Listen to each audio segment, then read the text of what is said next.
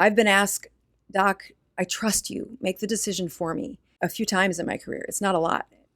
I like empowering the patient and giving them back the responsibility and the privilege of the decision. But my mother said, I trust you. And I said, let me show you what I would do if I were you at 71 years old with a cancer that's going to kill you in 6 months if we don't do something. Welcome to the HIListically Speaking podcast. I'm your host, Hilary Russo. And you know I try to share a lot of different holistic modalities and approaches with you here on the show. It's really what it's all about, empowering you to make the best choice for yourself, mind, body, and spirit. And this week's show is sort of one of those, I wish I knew then what I know now moments.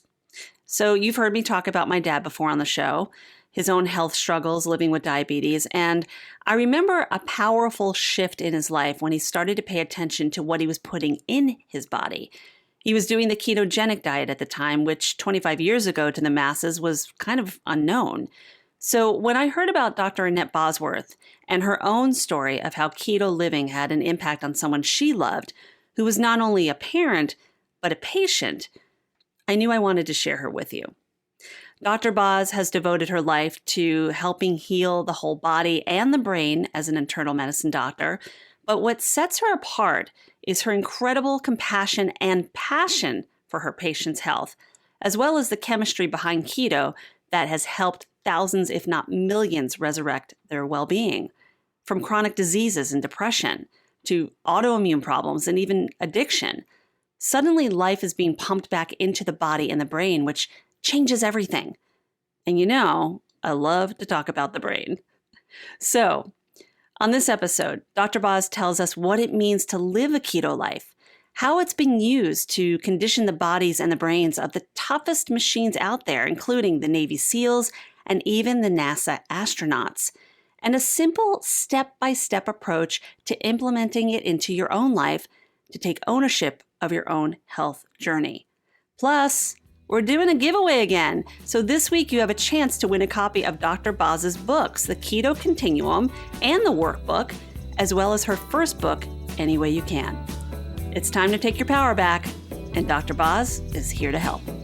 I know the girl with mountains in her eyes. Dr. Bozs, such a pleasure to have you on HIListically Speaking. Hi, this is such an honor. This is Dr. Annette Bosworth. She joins us. She's an internal medicine doctor, and she's living keto life. Amen. That is true. That is what I want. Thank you, Hilary. Thanks for the introduction. And I'm so excited to be on your show. So thank you for inviting me. And I hope the message helps your audience and that it passes it on to somebody else getting one more prescription to go away.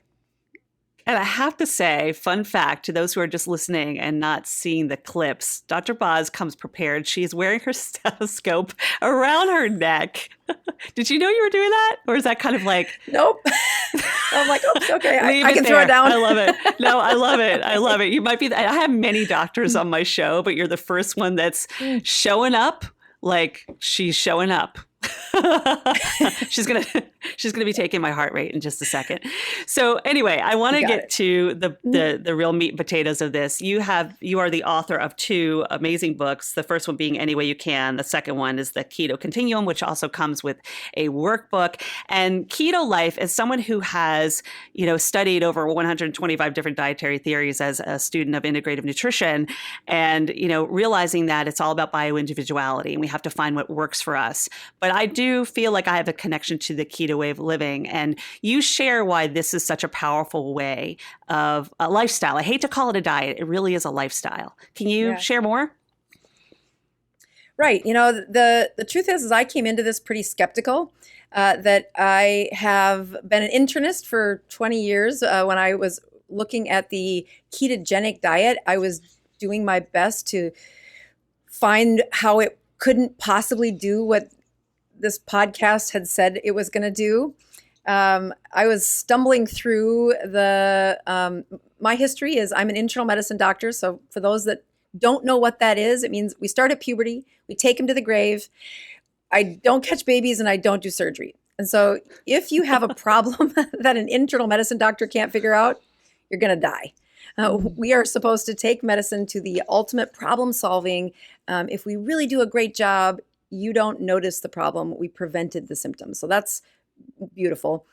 I like to say that the lazy internal medicine doctors specialize because they only take on one organ. They take on, if you take on a heart, you're a cardiologist. If you take on a brain, you're a neurologist. So internal medicine launches from these other organ specialties. But as a general internist, really finding that holistic picture of how do we really improve that patient, not just in one organ system, but truly in a sense of improvement. And my first decade of practice was in the multi-level marketing supplement capital of the world, which is Salt Lake City, Utah. And I think I had every possible strange antidote brought to me saying, but doc, my neighbor says that I can cure my cervical cancer if I do this. And I'm like, there is just no science behind that. And so I spent years saying, this is another diet fad that is a ridiculous waste of my time and waste of my patients' health years, and we're not getting them healthier. Mm-hmm. So as I approached into the ketogenic space, I had heard a podcast where the two people that I really respect was the Navy SEALs team and those taking care of NASA astronauts had been using a strategy to heal brains. That's really, as much as I'm holistic, brains are really my lead organ. That's what if you could take a tapestry of the patients I take care of, their brains become the number one thing I focus on to say, without that, we don't get very far.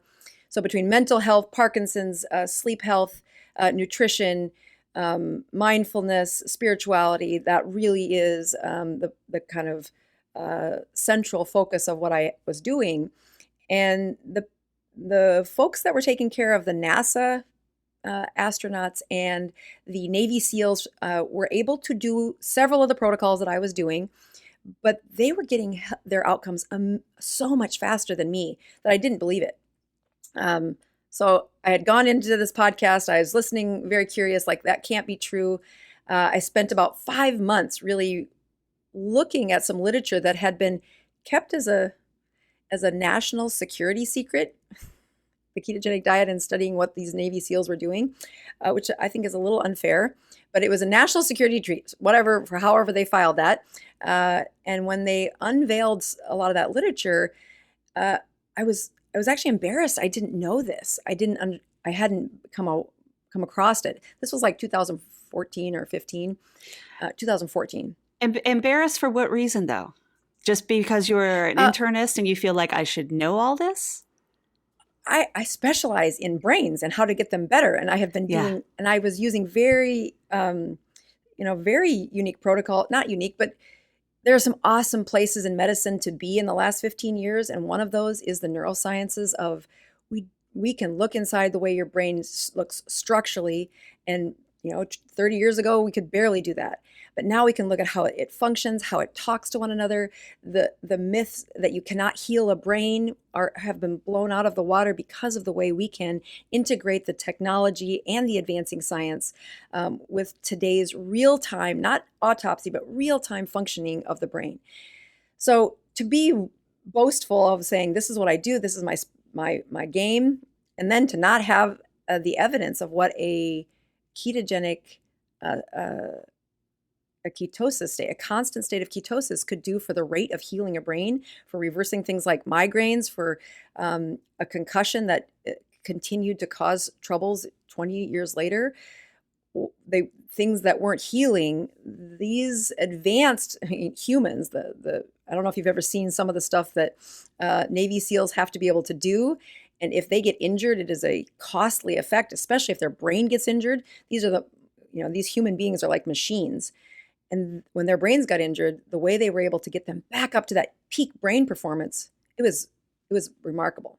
So I was still going to, use a little bit of keto, and I was trying to figure out how to integrate it into what I was doing. And the more I read, the more I'm like, I got to put this as a foundation for these brain repair processes that I was working on. And then something happened in my practice that changed the whole trajectory of my practice. I had this really ornery patient who didn't always like to do what I told her to do. she had been 10 years of having cancer, and we'd gone through chemotherapy a couple of times. Her cancer was in the white blood cells, and she'd acquired a few other things like autoimmune problems, but as she endured chemotherapy a couple of times, the brain would not return all the way back to normal. Like one of the specific memories that she lost after the first round of chemotherapy was she forgot what a sewing machine was, and she was a advanced seamstress. So that's like a huge mismatch. Now that memory came back, but several of them didn't. And that's not an uncommon process when people get a cancer and we use this really aggressive treatment to reverse a cancer. And then we say, well, it's better than a funeral. So this patient had come through and she was doing most of what I asked her to do. And she knew there was going to be problems because there was, I mean, you walk in and I can see the lymph nodes in her armpits and in her neck. And it'd been a while since I've seen her. She'd been on antibiotics 50 out of the last 52 weeks. So that's your white blood cells not working very well. That's where the cancer was. So there were several signals. And she just looked old. She looked gray and old as I walked in and said, oh, Lord. So we looked at the numbers, and the numbers were, the cancer was really in a bad state. It was doubling every 6 weeks. So with a doubling rate at 6 weeks, her life expectancy was down to 6 months. And she said, if you're going to try chemo, I'm out. I'm not doing that again.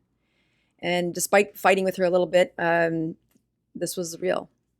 How old was she? And in my research, she was 71. Okay. So in the world of, as you age, that's not, she's had a life, but yeah, 71 is still too young to die. Well, especially and the average the average American's lifespan is 79. I believe that's what Dan Buettner shared with me recently. But we have the machine to live until 93. So that's like 14 years on the table, like bring it back. Right. I know, exactly. I want my machine. Well, and absolutely, as she looks at her choices, the life she had with that chemotherapy was, she just wasn't going to take that step back again. It had taken her years to get to where she was. And the cancer it had been around for 10 years. So it's not like we haven't tried everything. We've been through several steps here. And so we're standing there, and the pink slip is to take her to chemotherapy, which is down one hallway, and the exit to the hospital was the other hallway. And I asked her, do you trust me? And she flippantly said, of course I trust you, kind of ornery. And I'm like, with your whole life. And it's this moment where I've been reading about the ketogenic diet. And I know that especially that rapidly replicating cancer is very dependent on glucose. And if I could decrease her glucose and get all the healthy cells to work off of ketones, it could really flip what was happening in her system. This is 2015, so I don't have a lot of evidence for her specific cancer, but as I'm standing there, the person I'm asking that question to is my mother. She was the ornery patient. She was the one who had pushed me and had the best care. I made sure she saw the best doctors. She had the best of what westernized medicine could do. I never missed an appointment. I never missed a lab. I know she had perfect care. And despite the perfect care, this woman, she was a zombie for at least 4 of the years of those past 10 trying to recover from what we did to her. And I've been asked, Doc, I trust you. Make the decision for me a few times in my career. It's not a lot. I like empowering the patient and giving them back the responsibility and the privilege of the decision. But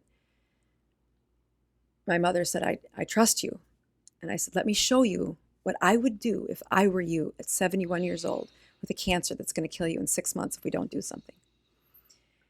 And we walked out the front door, and we didn't tell the oncologist, my friend, that we were doing this. I just said, I barely understand this diet well enough to offer it to my favorite patient, let alone try to explain it to an advanced colleague in oncology. And so we drove 100 miles to the family farm. I'm talking to her about, Mom, have you ever heard of a ketone? She's like, what the heck is that? And I talked to her about, we're going to have to drop your total carbohydrates to 20 or less. The closer to zero you get, the better this turns out. And I mean, I've barely peed a ketone myself at this point, so I am doing a messy job of explaining it and trying to find a way to get her foggy brain to understand. She wasn't healthy. And so we get to the house, we clean out our house, we make it a sanctuary for a keto living. I sell it to my dad that he can now eat sardines and bacon. And he's a farmer, a hog farmer. So. I'm in. We spend the next, he was loving it. He's like, you telling me this is the real stuff? Sign me up. You know, there's a whole bunch of things you're going to hate, but this is the good stuff. And 6 weeks later, we go back to the doctor, and she lives 100 miles away. So I didn't get to see her every day, but we were on the phone, and I would drive out to the farm and I would write these little lessons for her on just what's the punchline, keep her out of the literature and the data. She just didn't have the mental space for that. Keep it simple. And then show her the hope that she could have about what might happen. And her cancer was doubling every 6 weeks. So the follow-up appointment was 6 weeks. She was supposed to have chemotherapy during that time. And we show back up at the doctor. He doesn't know what we're doing, but he has to run the blood twice. So either it's really bad or it's really good. And we can hear him through the door saying, I can't find her chemotherapy regimen. I can't find the records from where she got chemotherapy. And it's South Dakota, so, is the satellite clinic, is it here? Where did she go? Maybe she didn't go to the place we thought. And of course, she hadn't gone, so we're waiting. And I was praying that her numbers didn't double. I mean, that's what they were expected to. Maybe they only went up by 50%. But when he comes back in and says, what have you been doing? My mom and I both kind of freeze and refused to tell him, like, just don't speak. And we held our breath the longest. And he's like, well, you dropped these numbers by 30%. So I don't know what chemotherapy you did use, but you better keep doing what you've been doing. So interesting. And I so connect with that story, Dr. Bozs, because, my dad was a insulin-dependent diabetic since he was 19, and I lived with a father who wasn't well my entire life, and went through the dialysis and the loss of the limbs and everything that a lot of the things diabetics go through. Oh. So whether it's a chronic, if it's cancer or if it's diabetes or it's something else, what I did witness is when my dad actually did the ketogenic diet back before we were even calling it keto, right? Because everyone's like made it the keto diet now, right? It used to be the ketogenic. He dropped his insulin by half. And, I don't know if he would be here to this day. I mean, he's been gone 19 years, but I sometimes wonder if he had found that tool earlier, how that could have made a difference. But also it provided a much better lifestyle and way of living for the years that he did have till he passed, Wow. So I resonate with your story on that. And, to know that the question was asked, what chemotherapy are you doing? You're like, well, it's not chemotherapy. And a side note to that, Dr. Bozs, one thing that, I've learned from talking to so many doctors, especially those who study traditional medicine. Many have crossed over and now they're in functional, or they're integrating their practice. Like you mentioned things like holistic and integrative. And I'm like, oh, that's my kind of doctor. Ones that are thinking outside the box. I learned that traditional Western medicine schools do not even have nutrition classes. You're not even learning really about that unless you're doing the work on your own. So much of this learning, which you've already shared in this story, has been you furthering your education on your own, because they don't have these as requirements in medical school. Mm-hmm. It is powerful how that part was left out. And I mean, I can remember that part where I actually closed the clinic for 3 days. I was so upset that I just said, I cannot go on not knowing some of this information, because of the patients that would come in that are really struggling with a brain disorder. And there is a component of this that is very much about what they're eating. And I don't care how good I am at my part. If we can't get that improved, you're going to go back as faster than I can go forward with all this, with all of the amazing tools of our current technology and science. And I go to the medical school library, and there's volumes of it. I'm like, how did no one show this to me? And how it's my responsibility too, is like, okay, how did I not do this until 10 plus years into my practice? Yeah, I wonder that too, why it's not the most important thing. Now, I know that I mean, nutrition's important. It's not the only important thing. Our lifestyle, our surroundings, environment, our faith, spirituality, whatever, all of those things embody holistic living, right? Because it's not just the foods we eat. Those are the secondary foods, and the primaries are everything around us, the wheel. But it is important what we are nourishing and fueling our body with. Absolutely. And I think we're seeing more people that are open to the possibility of realizing that we're not just treating a diagnosis and a symptom. We need to be our own health advocates, right? We, as like me, you, even in your own health.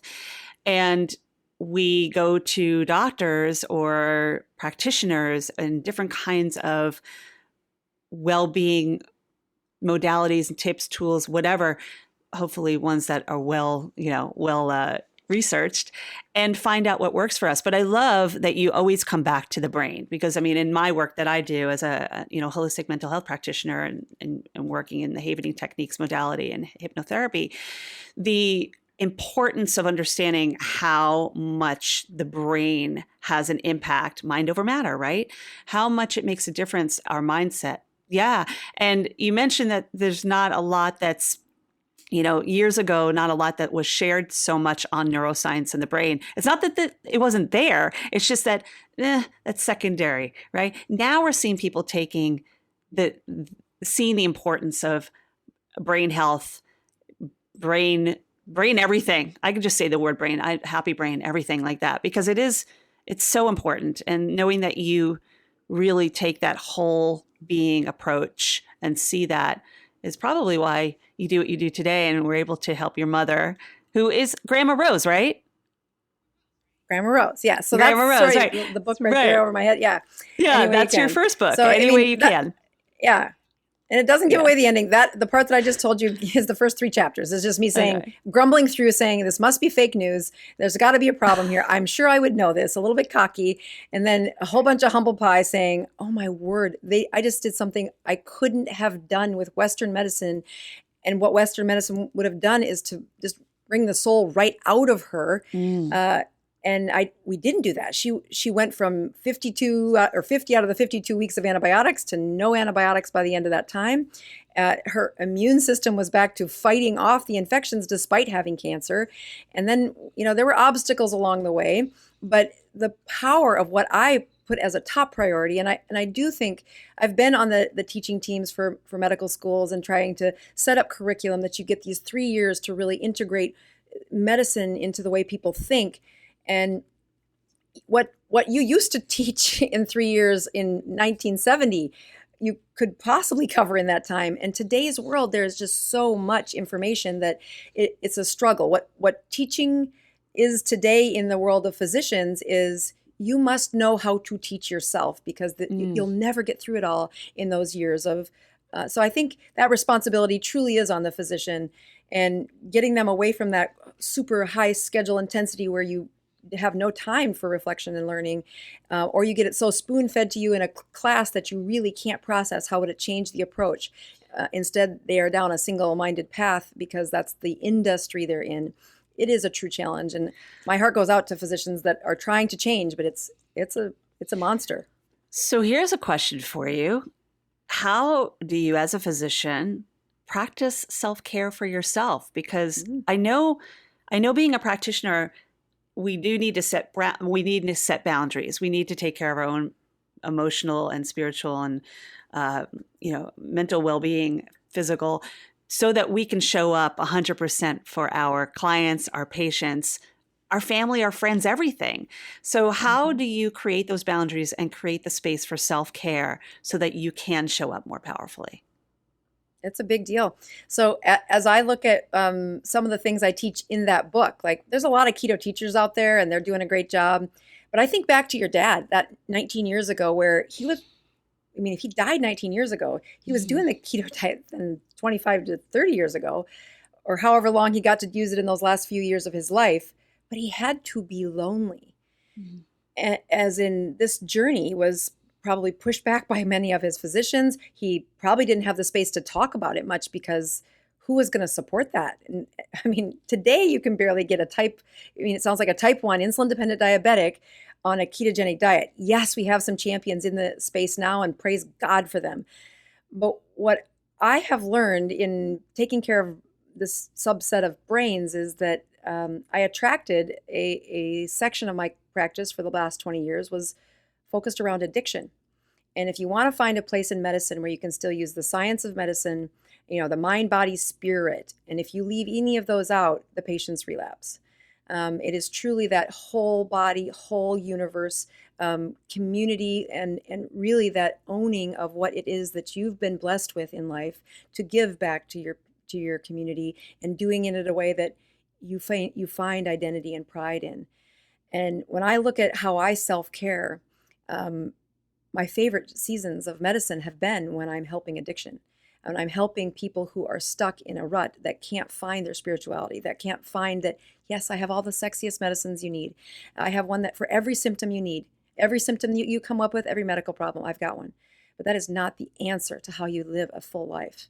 And without being a demonstration of, I had Mary Poppins as a mother. She was in a small town of 800 people and known as the unofficial mayor. She did so many community activities, and I was her helper. I was her little firstborn female child on a farm saying that I'm going to be just like my mom. And we served our community day in, day out. I don't even know how to not do that. But as I left that little cocoon of a small town in the Midwest, and I took that spirit, it was beaten. Go to medicine, you'll see the spirit beat right out of you. You need to see 30 patients a day. You're a doctor that doesn't do procedures. Therefore, you don't make as much money for the organization. Dr. Bosworth, we've run your numbers. You didn't order enough MRIs this past week. You're not paying for yourself. You didn't order enough prescriptions of this type. You need to be ordering more. You were analyzed in a way that was not, did the human beings get better in the life they were in? You were in a system that created an addiction to the doctor, like sales, yeah, it was awful. Yeah. So starting, when I left the corporate side of medicine, God matched me well with a husband who's not in medicine, but he is well matched to me. And the place he helped me heal was 2010. And the earthquake in Haiti had happened. And I was sad. I was disappointed that I had left medicine, that I had tried so hard to make a difference, and I needed to not do it. And they were mad at me and I was mad at them. This was not a place that I was functional. So I'm sitting in the pew of our church and they're asking for people to help with this disaster. And this sign-up sheet goes by and I don't notice that my husband signs us up. We've never been I couldn't even tell you where Haiti was at the time. I was so in my own pain and stuck, really stuck.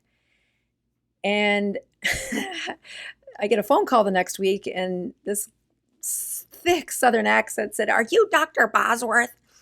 And I'm like, "How do you have my cell phone?" Just crabby. And she goes, "Well, it says here that you're an internal medicine doctor and we need you in Port-au-Prince next week." And I'm thinking, you got the wrong person. What the hell are you talking about? And she's like, "Well, you signed up on this thing that you were willing to go to Haiti." And I'm like, I can't. And of course, there's no reason I can't. I mentally can't. And she's like, "Well, I need you to pray to God and I'll call you back tomorrow." And I'm like, no, I already prayed. He said no. So like, what is happening? In this broken time of my life where I have worked so hard to enrich medicine, and then it doesn't, I just can't find the spirit of what I was trying to do. She calls me back and I can't, my voice won't say no. I can't say no. Like if there was ever a spiritual invasion of your body, I could not say no to this woman. And so the next thing I know, I'm on a plane with my husband and we are headed to Haiti, and I see something that is it was awful. I mean, it was a destruction that it was like what was happening inside my soul, that it was so broken. What medicine had tried to get me to be something I couldn't. I couldn't.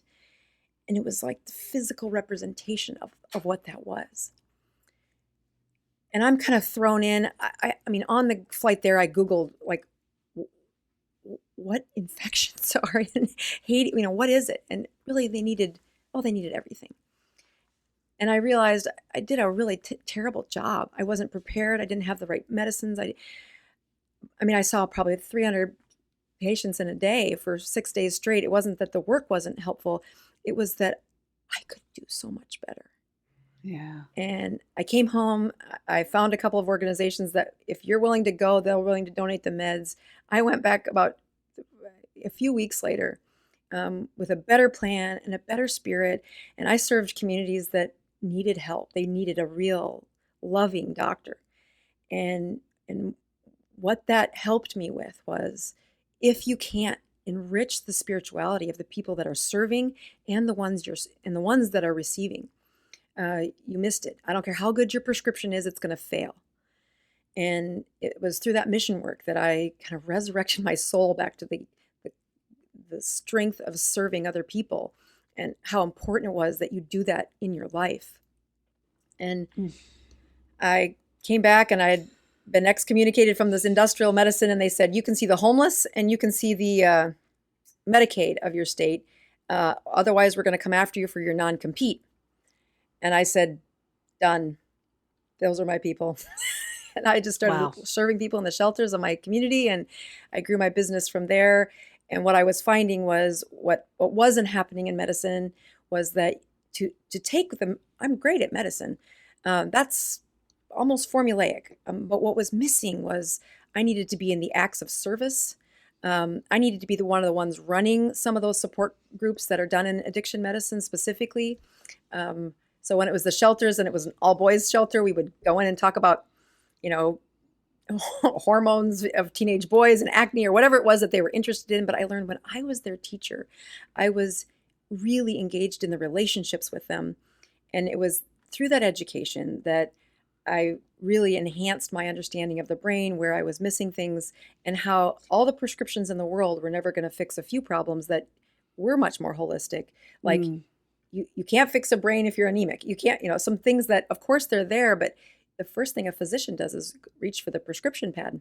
Mm-hmm. Yeah. Yeah. So that's the gut brain connection too, right? Which is not just like absolutely woo woo. That's like the connection to the brain and the gut. Yeah. I mean, it is so beautiful to hear that kind of shift and transition in your life so that you can show up more powerfully on every level, not just as a doctor, but to see that it took something like that. And at first I'm like, your mother's story. Yeah. But I could see it in your face, and just how it still hits you to this day. And so bringing those tools into your practice, serving a community that is underserved, serving it your own way, because we're seeing so many doctors being pushed out of their private practice and having to join these groups because nobody can afford the insurance on their own. And I hear the stories, and there are many times, awful, and even being asked sometimes, do you accept insurance? And I'm like, no, it's because insurance doesn't accept us. I hear that as well. And that's a powerful thing, because it's such a pharma-driven world. I'm sure there's going to be some people that are going to question this. Not my listeners, because my listeners love what we talk about. But your story is unbelievable. Unbelievable. Yeah. So let's just take it back to your dad for a second. So where this became a full encompassed part of my practice was I take that approach of, finding and serving patients. And then I get to this 2015 where I'm like, how do I not know about this advanced ketogenic thing? Because I could be accomplishing this so much faster in patients, not 2 years before I would think you'd graduate from the protocol, but more like 6 months, which that was blowing my mind. So as I watched what I was doing with my mother, it was requiring this constant check-in to change the behavior that was linked to her food, that was clearly doing a good job. But all of those social pressures to change, just like an alcoholic saying no to alcohol, or a kid who's around marijuana trying to say, no, that's not going to help your brain. How do you get a carbohydrate addict essentially to not do those behaviors? And I think of how lonely she was, 100 miles away from me and 30 miles away from the closest hospital, let alone, so to get a unit of support, it was difficult. And So what I have done over the last few years was to write a book about my mom, which was the simple little stories and a wonderful story about, it's a love story. I'm in love with my mother and I want to help her. And I start out pretty snarky, but if you listen to the audiobook and you know nothing about ketones, you're going to accidentally learn about ketones and you're going to hear a great story. But after that book came out, and I wrote the book because I like being married, and my husband kept saying, you should write a book. You should write a book. You should take those lessons and write a book. And I was like, finally, I was like, all right, I'll write a book. So I finally got the dang thing done. I pushed publish. I expected 12 people to buy it. And over 100,000 people have bought it. It's amazing. This so is Any Way You hungry Can. for a story that was Any Way You Can. One. Yeah. And so then the mistake I made was I started implementing the practice in my office, and the steps of what I do in my clinic were not in Any Way You Can. So Keto Continuum is David's story, which is one of the people who was in my journey and had followed this, help with Any Way You Can. And he really, he showed up with this really rotten brain. His brain was brain fog, and his creative side was gone, and he couldn't focus, and his whole business depended on his brain getting better. And so I use his story to teach the lessons of how do I help a patient. So one chapter is about his story, and then what do I do? And another chapter is about his story, and then what do I do? And it just really shows, here's the struggles you're going to have on a ketogenic diet. And they aren't, it's a simple diet. It's not difficult. It's just weird, and you're going to be alone. So you need to have a support system. You need to have a support group, which is really, you don't need a doctor. I love being the one to answer this. It's very fun to see people get healthy so much faster. When they're on a bed of ketosis, my medicines work a lot better, and we don't need them forever, that was originally the plan. I want to ask something too. And by the way, to listeners, Dr. Bozs has generously offered downloads to both of her books. We're going to do a giveaway. So I'm going to be giving away Any Way You Can on an audio download. And I'm going to be giving away the Keto Continuum on an audio download. So there'll be two winners. And just to remind everyone, you're listening to Dr. Annette Bosworth as my guest, Dr. Bozs, who just recently wrote the Keto Continuum, her second book. And we are proud to share this on the podcast space thanks to Squadcast. So thank you for listeners. And if you find this information interesting, or you feel like it could benefit one person in your life, the Grandma Roses, the Davids, the Stephen Russos, whatever it is out there, somebody who could help, pass this episode along to them, and just give the gift of life and well-being to somebody else just from tuning into Holistically Speaking. But I do want to ask you about the keto diet in itself, and we have a couple minutes left. So briefly, just for those who are like, okay, we've been hearing keto a million times with Dr. Bozs talking about it. Can you just in like a minute mention what a keto diet entails and a keto lifestyle so people can do a little bit of their own research before? Right. Well, I think of the Dr. Bozs brand as people who come to keto after they've tried pseudo keto. Like they hear the word keto, they buy a keto bar, they swallow some ketones. And I'm like, okay, all of those have a few points of keto, but they're not really a keto. If you want the body to heal, if you want the miracles that are found in what happened to Grandma Rose and that happened to David, you have to be in a constant state of ketosis. And this is, again, not rocket science, but there are some steps that are really important. Number one, total carbs are what we count. We don't play games and play minus fiber. Fiber is carbohydrates. And at the beginning of this story, people try to put fiber in and do a few funky things.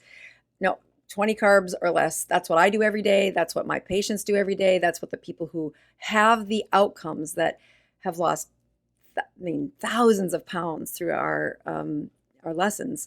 So 20 total carbohydrates per day, period. And then the next part that's really the only thing I have them count for at least the first 6 weeks is you just count carbs. That's all I want you counting. Quit looking at fat, quit looking at protein. Don't do any of that. I need you in ketosis. I need you there right now.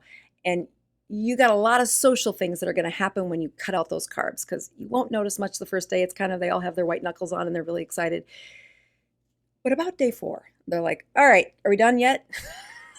Kind of like the same for an alcoholic or anybody else who's trying to give up their get the addiction. detox feeling. Yeah. And so Yeah. the key things to a ketogenic diet: number one, 20 total carbs. Number two, you got to measure. This is not your multi-level marketing fad diet. You actually are chasing a state of science that you can measure. So urine ketone strips work well. We affectionately call them ketone strips. Pee on that strip. If it turns purple, you're in ketosis. Praise God and move on. That's a ketogenic diet. When we get further into the diet, we get a little more technical, saying if you're at your health problems, then perfect, don't go on. But if you're not at that ideal health, or you're dealing with something like Grandma Rose, which was a cancer that, although we got it way into submission, if she put sugar back on the table, it was going to grow. And we have evidence that she got put in a hospital and got an IV bag full of sugar. And within days, her cancer was back to flaring. And we went, that's part of the book. So it really is amazing how that effect of cancer's ability to use, very ineffectively use glucose, but not effectively, they don't like ketones, it can't use it, but your healthy cells can. And so to be in a constant state of ketosis is really important. So when we get into those advanced levels, I have them prick their finger and check their glucose, just like your dad did, and check their ketone level. And that is really how we study. If you want your immune system to heal, we can calculate it. This is an engineer's dream, because this is very calculatable. It just has this one human in the way, and that's you. So to get those outcomes, there's some rules. And part of the rules include you need a tribe. You can't have what your dad did. I mean, part of what his struggle would be the loneliness of trying something that is absolutely evidence-based. He had the best numbers ever. His brain probably worked the best when he was finally in a ketogenic state, but he was alone. And so that support is what would have failed. So I apply very much the traditions and the practices of what I would have done with an alcoholic. And I do that in a ketogenic world, saying, you're addicted to carbs. So some of my self-care is whatever community I'm in, I host a free support group in my community once a week, and we check in for our ketones. It's like it's like AA for carbs, but it's just your keto group. And then if you're in my universe and you are the host of a ketogenic support group that's regularly meeting, I Zoom in and answer questions every once in a while for free, just saying, no, I want to serve you. I want to serve the people that are changing this. And if you skip the group, your people will fall off and you will fall off. Are you doing this on Facebook? Is this a there. Facebook support group? Or is this a different kind of support Yeah, group? well, so my personal support group is eyeballs to eyeballs. And now COVID did a crazy thing to that. Yeah. But they, so I used to be online and we did it through Facebook, but that was in South Dakota. And then I left South Dakota. So that's not my same community, as much as that's heartbreaking for all of them to hear and for me to hear. But starting January, I'll be starting my private support group for free here in Tampa.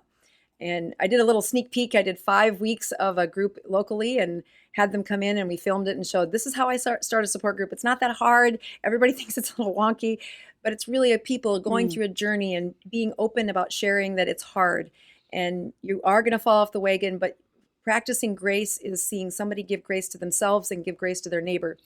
Yeah, we definitely need a tribe. We need a tribe. We need a community. We hear that everywhere. We're so fortunate to have social media and the virtual world in this day and age. Like, my father did not have that because that didn't exist back then. Mm-hmm. But having that whether it's in person or online, whatever it is, just knowing that other people are going through something and that you have the support from the group as a whole, not just the leader of the group, but the group as a whole, because we learn from our peers as well, is so vital. And I love supporting my own, my Thrive Hive in that manner, because people are coming to you because they know that they can trust you. Those are the most important things in any container, is the trust and the connection, right? So knowing that you're doing that and able to get a little sunshine and away from the cold weather is great. And that's Florida just does amazing. This weather thing way better in South Dakota. So I know that your time is limited. I do want to mention again the Keto Continuum. That is the book that Dr. Bozs is her most recent book, along with Any Way You Can, which is the first book, which is more of this just story of your mom's journey. And this one is more of a workbook as well. It comes with the workbook, a secondary book, which is a workbook. Yeah. So it kind of guides you through it. And I love how you shared about keto. It is simple, but we are so scared to start something sometimes. That's the big thing. So having that support's really important. So thank you for doing that. Again, we'll be giving it away. I'll be giving away one audio book of Keto Continuum and one audio book of Any Way You Can. We will have all that information when this is dropping and on social media and across all platforms. But before you go, because I know you have to go pick up your son, because you're still a mom first, Yes, right? I am. And you have to get back to work. But I want to play a little game with you, if that's okay. I do this with my guests, and we're going to do a little word association. I don't know this game, so I'm going to challenge your brain, Dr. Bozs. So what I'm going to do is I'm going to throw out one word, and what I want you to do is come back with the first word that comes to mind. And these are words that I wrote down as we've been chatting. Nothing that I looked up prior. I like to be organic about things. So got to put my old lady glasses on to do this. Oh, this is fun. Okay, you ready? Here we go. All right. Service. First word that comes to mind. That's what I'm supposed to say, right? Yep, just one word. Service would be my faith. My faith. Yeah, faith. Integrate. I think of clinic. Behavior. Yeah, clinic. I think of me. That your example, that first person example. Brain. I think of ketones. Ketogenic. Yes, absolutely. Yeah, like best brain. Ketogenic is the word. Yes, ketogenic. What's your word that you think of when you think Oh, of ketogenic is the word. Oh, I think of Grandma Rose instantly. I do. I think of Grandma Rose. Honestly, I'll give a little bit of a follow-up on that, is that she was like, what is that word again? When you were first teaching her, she was, again, not healthy. And the number of times that I explained ketone to her, that those first few weeks was kind of sad, but I got it right. When she finally remembered, I used that from that point on. Love it. Thank you for sharing that. Yeah. And mom. Yeah, that would be Grandma Rose as well. There's an example of what every child should have for a mother. And you don't work in addiction without hearing about the abuse, that there's a disconnect of they can't be the mother that the child needed. They just didn't have the example or the support or the universe to do that. And it's certainly through the years of taking care of patients with addiction has given me the appreciation and the true gratitude of thankfulness that I had this mother who was an angel from God. She made magic happen. And when that died is when she really, that was the first orphan feeling. Like, oh, mom's not really there. And although it came back after the chemo, that spirit of being in the act of giving was, that's my miracle, was what she did for me. How beautiful. I don't even want to ask you any more words, because I think you just embodied everything that you are creating in this world as a doctor that really puts service first and the health of your patients. And I'm sure you embody that in your own life and with your family and friends as well. But do you have any closing thoughts that you'd like to share before we close out this lovely chat? I would actually just say thank you for doing such a great podcast, that your ability to spread the connection of experts and people who are really trying to step outside of tradition and give them some of the praise, some of the awareness that it's not trained in me. I'm trained to write prescriptions and to see patients inside four walls. But what I learned after, stepping out into several of these wonderful podcasts like this is it takes influencers like you and people with a megaphone to say, help me help them. Because I'm great at what I do, but having the privilege of being asked to be on your show and then seeing some of the other amazing experts that you've interviewed and how you've empowered them, you just need to hear that you've got this, you've got a cornerstone on how to change the world. So congratulations, and just thanks for inviting me to be part of it. That touched me so deeply. Thank you so much for saying that. And I think that we help each other. We align with people who we align with for so many reasons. So I would say the same thing to you, and I'll volley that one back because it does make a difference. And I really appreciate you saying that, because it's about touching, moving, and inspiring people. That's really what it's about. And if we have the way of doing it, whether it's the microphone or the stethoscope or whatever it is, use the tools you have and go forward powerfully. So thank you, Dr. Bozs. Don't miss your chance to enter the Keto Continuum giveaway. Just head over to my Instagram at Hilary Russo. Follow the instructions on the giveaway post for your chance to win a free download to Dr. Boz's latest book and workbook, The Keto Continuum. And we're also giving away a free download of her first book, Any Way You Can. So that's actually 2 lucky winners. And you can even pay it forward if you know someone that might be interested. You can also connect with Dr. Bozs on her website, on her social media, and of course her YouTube, which I highly recommend. You'll find all those links on the podcast page.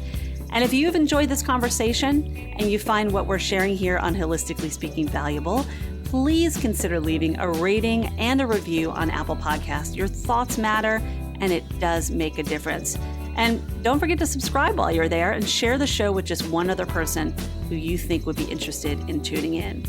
Holistically Speaking is available on all podcast platforms, edited by Alan Seals, with music by Lipton Redding, and of course, recorded on Squadcast. As always, thanks for listening, be kind to your mind, and don't forget to laugh.